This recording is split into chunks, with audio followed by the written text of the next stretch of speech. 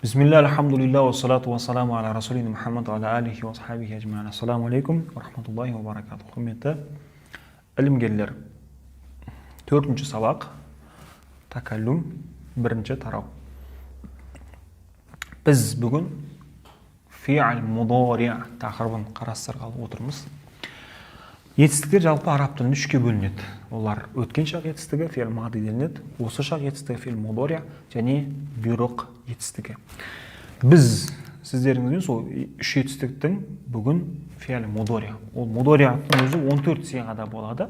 14 сиғада енді мен, ол екеу, олар деген секілді соның жекеше түрлерінің 5 сиғасын өтеміз. Ол 5 сиғасы әна, мен, әнта, сен, әнти, сен қыз, хуа, ол, хия, ол қыз.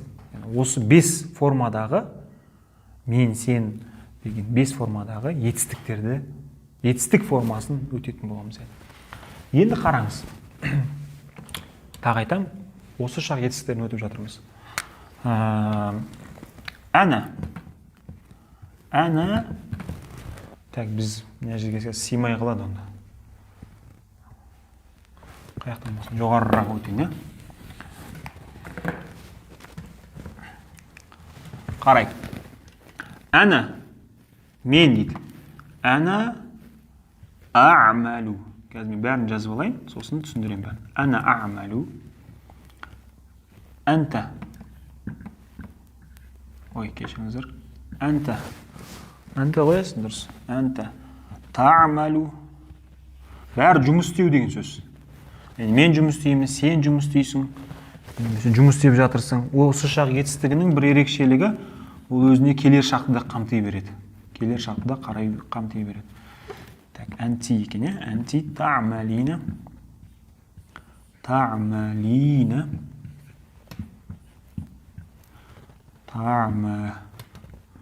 Қателесіп кеттім оны. Та'малина. Көріп тұрмын оны? Әнти та'малина. Хуа. Ол. Я'малу. Ол жұмыс істейді. Және мына жаққа жазылайын біреусін. Хия. Кішкентай өтіп кетіп отыр ау деймін. Хия та'малу. Хия та'малу. Енді қарайық. Бірінші осы шақ етістігінің ерекшелігі бұнда мен, сен, ол дегендегі жалғаулар бар, соны білдіретін жалғаулардың барлығы алдыға жалғанады. Мен дегендегі алиф жалғанып тұр. Қараңыз. Мен болса алиф. Сен болса тә, еркек болатын болса. Сен әйел болатын болса тә, соңына ина жалғанады екен. Я, та'малина. Хуа, ол дегенде я жалғанады екен. Және ол әйел дегенде т жалғанады екен. Енді қараңыз. Осыдан ажыратып алсаңыз болады.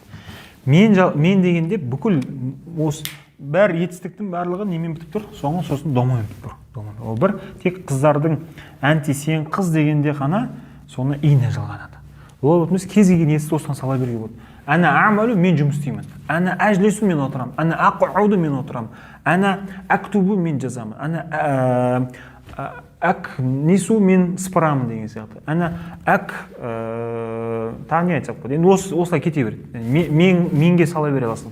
Алифті қоя беретін болсаңыз. Түсінсіз? Болмаса сен болатын болса еркекке т қоя бересіз келген. Әнта та'малу, сен жұмыс істейсің. Әна тактубу, сен жазасың. Әна такнусу, сен сыпырасың. Әна тақауду, әна тәжлису, әна татакалламу, сен сөйлейсің деген секілді. Бәрі алдына т жалғана береді, қараңыз.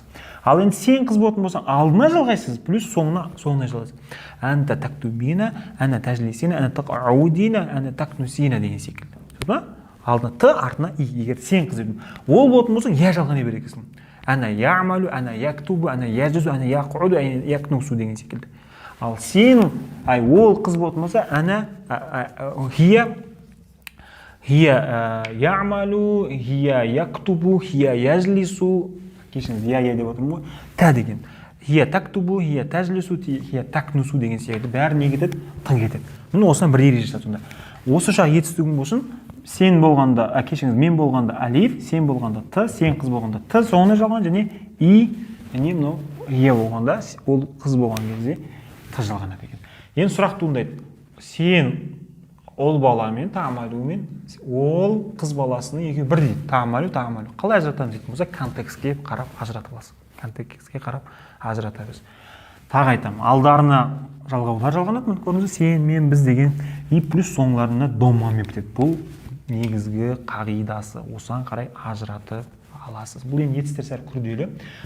Математикада айтушы еді ғой, есеп, көбейту кестесін қалай білетін болсаң, есеп жақсы, соншалық жай шығарасыз, тез шығарасыз. Сол сияқты етістерді жақсы біліп алатын болсаңыз, онда сөйлеуіңізді де ертең кітап аударғанда да тезірек алып кетуге ықпалын тигізеді. Екіншіні б жаттығуын алайық. Б жаттығуында қараңыз. Енді мен бұл сізге көмектесейін.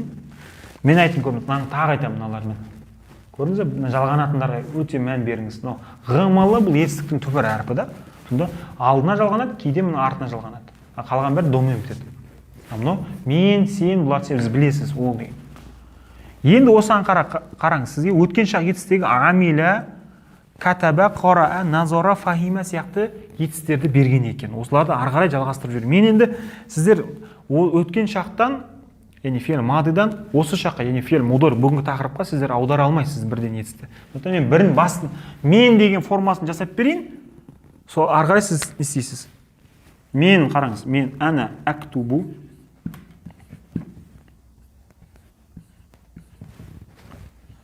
Бұл біріншісі. Екіншісі ана ақрау.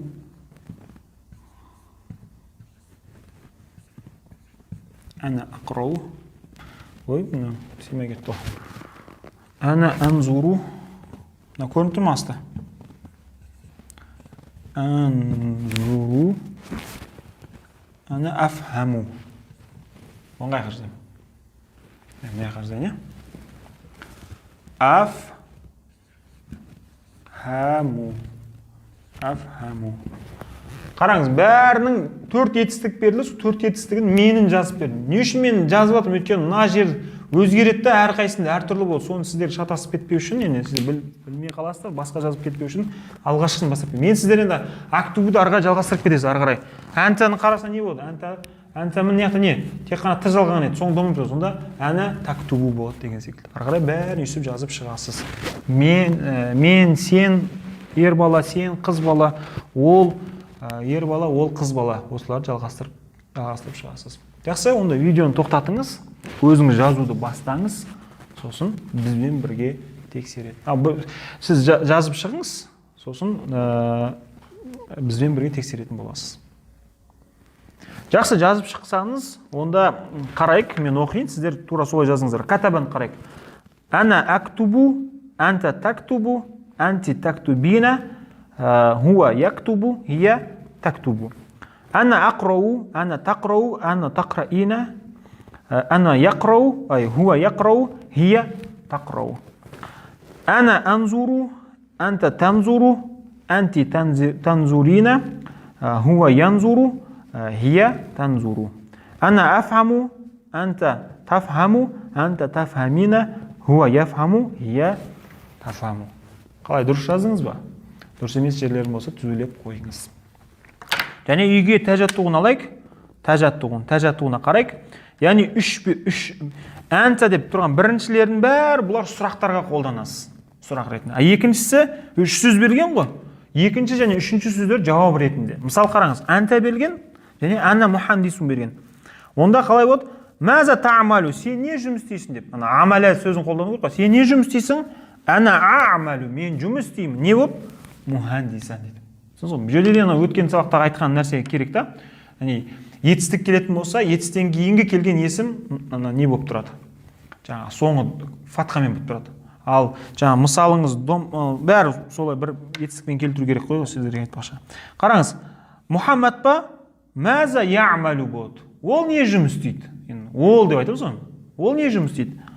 Хуа табибан, хуа я'малу табибан деген секілді. Жақсы, ары қарай осылай 5 тапсырманы орындап келеді екенсіз. Ортақ чатқа жібересіз. Уахиру дa'вана алхамдулиллахи раббил аламин.